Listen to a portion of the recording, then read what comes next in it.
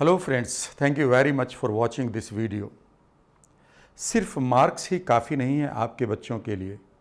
आज के बदलते हुए एनवायरनमेंट में, बदलते हुए परिवेश में ज़रूरी है कि आपके बच्चे ट्रेंड किए जाएं आपके द्वारा और आपके स्कूल के द्वारा कि उनकी इम्यूनिटी भी स्ट्रॉन्ग हो। जी हाँ, आज हमें इस चीज़ का सबक मिल गया है कि हमारे लिए सबसे जो प्राइमरी चीज़ है वो है हमारा जीवन, वो है हमारी हीलिंग इंटेलिजेंस, वो है हमारी इम्यूनिटी पावर। अगर हमने अपनी इम्यूनिटी पावर को गिरवी रखकर किसी भी सफलता को, किसी भी अचीवमेंट को पाया है तो वो हमारे लिए पूरी तरह से मीनिंगलेस हो सकता है एक दिन।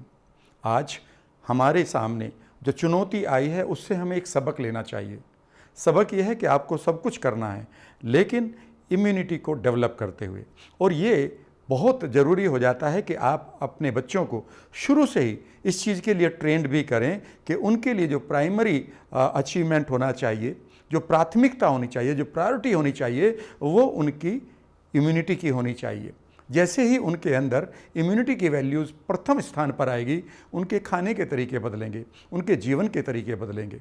यद्यपि हमारे लिए ज़रूरी है कि उनको हमें मैथ्स भी पढ़ाएं, इंग्लिश भी पढ़ाएं, साइंस भी पढ़ाएं, पर ज़रूरी है कि हम उन्हें बेहतर जीवन जीने की कला भी सिखाएं। इसलिए ये वीडियो आपके लिए ज़रूरी है क्योंकि हमें नहीं मालूम कि कब कौन सा वायरस किस वक्त हमें अटैक कर रहा हो, और ऐसे में अगर हम अपने आप को बचा सकते हैं तो निश्चित रूप से शारीरिक क्षमताओं से बचा सकते हैं। इसलिए इस वीडियो में मैं दो चीज़ें आपके साथ शेयर करूंगा, उन पॉइंट को जिन पॉइंट की वजह से आपके बच्चे अपनी इम्यूनिटी को खो सकते हैं, और दूसरा वो पार्ट होगा कि कैसे आप अपने बच्चों को हैंडल करें इसी परिवेश में, और उन्हें लगे भी ना कि आप कुछ ज़्यादा उनके लिए कर रहे हैं, ज़्यादा बर्डन डाल रहे हैं, फिर भी उन्हें लगे कि उनकी इम्यूनिटी बढ़ रही है क्योंकि उनकी स्टेट ऑफ माइंड बेहतर हो रही है।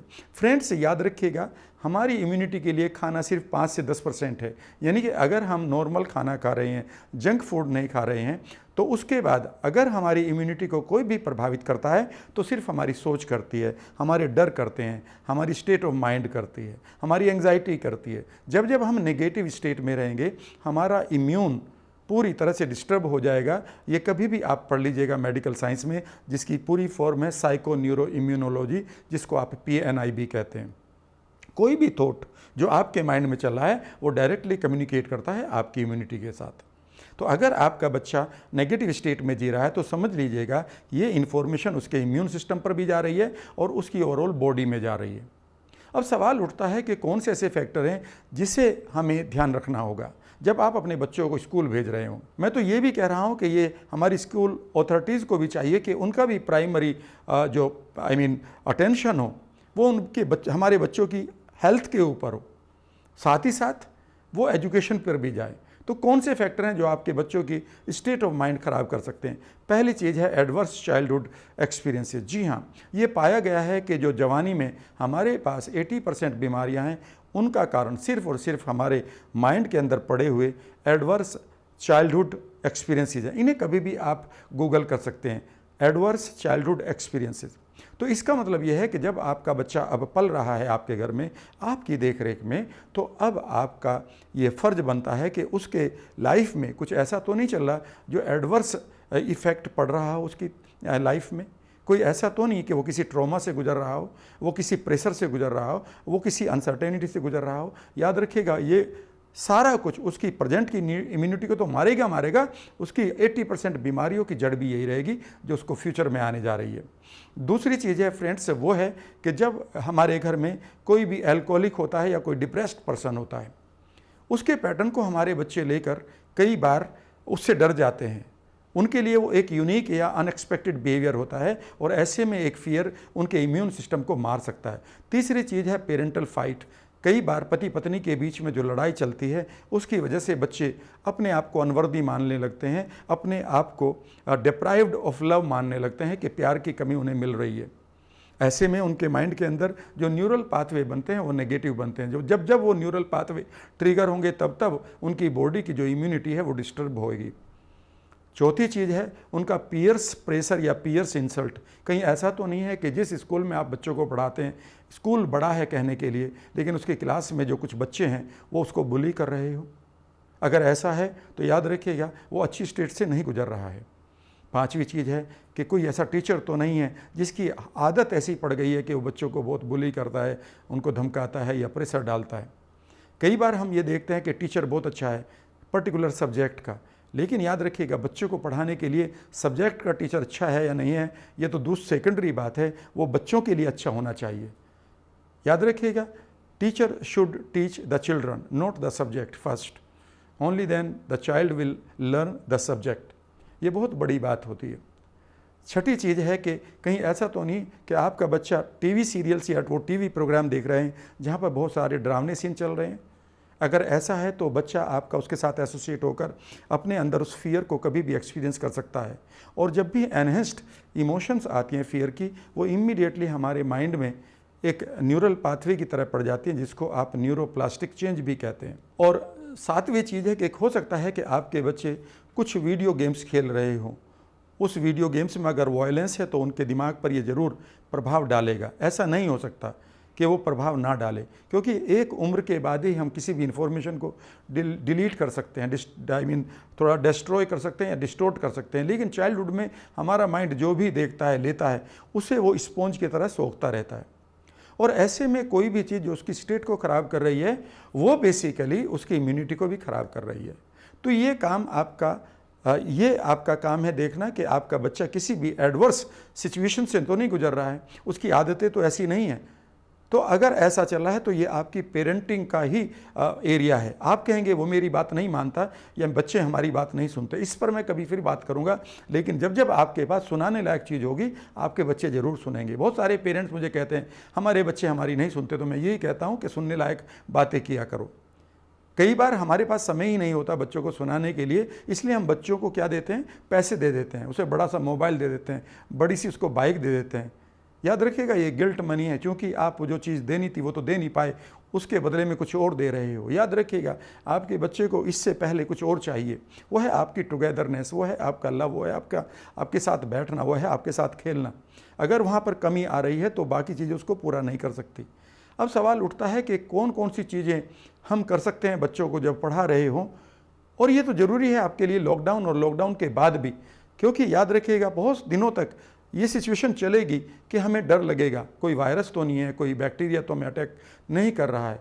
और ये भी माना जाता है कि हमारे अंदर मिलियंस ऑफ बैक्टीरिया पड़े हुए हैं, वो तब तक अटैक नहीं करते जब तक हमारी इम्यूनिटी पूरी तरह से ओके है। जैसे ही हमारी इम्यूनिटी पुअर हो जाती है, हमारे अंदर जो पड़े हुए बैक्टीरिया हैं जो हमारी बॉडी में पल रहे हैं, उनमें से कोई सा भी एक अटैक करने लगता है। यानी कि वो हमें सिर्फ और सिर्फ तब अटैक करता है जब हम बीमार अंदर से हो जाते हैं, कमज़ोर अंदर से हो जाते हैं, जब हम वल्नरेबल हो जाते हैं। अगर इस वल्नरेबिलिटी को आप ठीक करना चाहें तो अब मैं आपके साथ कुछ चीज़ें शेयर कर रहा हूं, और सिर्फ वल्नरेबिलिटी ही शेयर नहीं कर रहा हूं, बल्कि मैं आपके बच्चे के व्यक्तित्व को और उसके मार्क्स बढ़ाने के तरीके भी बढ़ा रहा हूं। तो मैं आपको एक एक पॉइंट दूंगा। पहला पॉइंट है कि आप अपने बच्चों की प्लेफुल स्टेट ज़्यादा बढ़ाइए, यानी कि उनके साथ रहिए, उनके साथ खेलिए, उनके साथ कुछ ऐसी एक्टिविटी करिए जिससे उनकी जो स्टेट है वो प्लेफुल रहे, वो हंसें खूब। कई बार वो गलती कर देते हैं, कई बार वो कोई मिस्टेक करके आगे, तो भी उनको हंसाइए इस बात पर। जैसे ही उनके लाइफ में ये लाफिंग का पैटर्न पड़ेगा वो बहुत अच्छा रहेगा। मैंने बहुत सारी फैमिलीज में देखा है कि जैसे ही बच्चा हंसता है वो इमीडिएटली मदर या फादर टोक देते हैं, डोंट लाफ। क्यों नहीं लाफ करेंगे, बच्चे के अंदर लाफ ही तो है। आप जानते हैं जो एक इन्फेंट होता है, 1 साल के छोटा बच्चा होता है, वो एक दिन में कितनी बार हंसता है। मैं पढ़ रहा था कहीं करीब 420 बार वो हंसता है दिन में अपने आप। और हम जब सीनियर हो जाते हैं, हम इंटेलिजेंट हो जाते हैं, कितने हंसते हैं। मैं बहुत सारे लोगों से पूछता हूँ अपनी वर्कशॉप में, कितने दिन हो गए हंसे हुए। कई बार कहते हैं यार सर हमें तो याद भी नहीं कि मैं कब हंसा था। और मैं कहता हूँ ठाके मार कर कब हंसे थे, 40 मिनट तक कब हंसे थे, जब आपको बिल्कुल ऐसा लग रहा था कि यार सांस रुक जाएगा, इतने हंस रहे थे, आपके आंसू से पानी। उन्होंने कहा ये तो याद ही नहीं है। तो फिर आपके जो पॉजिटिव केमिकल हैं वो तो निकले ही नहीं बहुत दिनों से, जिनको हम ट्रांसमीटर्स कहते हैं। सो आप उनको एक प्लेफुल स्टेट दीजिएगा। दूसरी चीज़ है कि आप उनको कहानियाँ ज़रूर सुनाइएगा, और कहानियाँ आपकी ऐसी नहीं होनी चाहिए कि कहीं से भी आपने एक कॉमिक दे दिया कि तुम ये पढ़ लो। नहीं, आप वही कॉमिक अगर आपको पढ़ाना है तो थोड़ा सा उसमें रस डालकर अपने आप सुनाइए। जब आप बच्चे को कहानी सुनाएंगे तो उसमें कुछ एक वैल्यूज़ को डालिए, उसमें प्यार की कहानी हो, करेज की हो, ऑनेस्टी की हो, कंट्रीब्यूशन की हो, किसी की हेल्प करने की कहानी हो। और जैसे ही ये कहानी सुनेगा बच्चा तो नेचुरली उसके अंदर वही वैल्यू बेसिकली पढ़नी शुरू हो जाएंगी, क्योंकि आपके बच्चे के अंदर जो इम्प्रिंट बनते हैं वो कहानियों से बहुत बनते हैं। तो ऐसे में कहानियों का बहुत बड़ा रोल होता है। इसीलिए आज हमारे घरों में जो दादी नानी की कहानियाँ वो मिस हो रही हैं हमसे, वो नहीं होनी चाहिए। वो बहुत इंपॉर्टेंट है हमारे लिए, उससे ही तो हमारी वैल्यूज़ बनती हैं। याद रखिएगा, फिजिक्स केमिस्ट्री मैथ्स पढ़ाकर आपने पर्टिकुलर आदमी को किसी जॉब के लिए तो पक्का कर लिया, लेकिन लाइफ के लिए अभी स्ट्रॉन्ग नहीं किया।